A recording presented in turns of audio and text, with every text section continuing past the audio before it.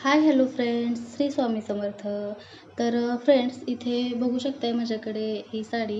ह्याच्यावरती खूप असे डाग पडलेले आहेत, नारळाचं जे पाणी असतं त्याचं. तर आणि खूप मळाली पण आहे साडी. तर पाण्यामध्ये दिसत असेल तुम्हाला, भिजवल्यानंतर किती धूळ त्याच्यातून निघालेली आहे बाहेर.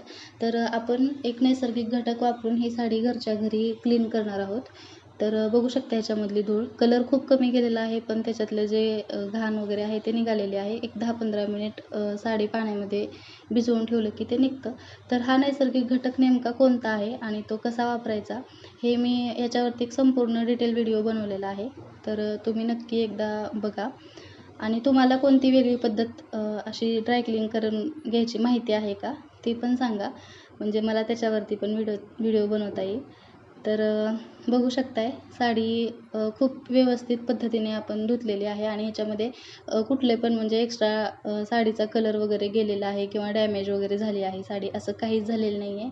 किती सुंदर अशी ही साडी आणि शाईन तशीच्या तशी टिकून आहे. तर हा व्हिडिओ कसा वाटला ते कमेंट करून सांगा. व्हिडिओला लाईक करा, शेअर करा, चॅनलला सबस्क्राईब करा.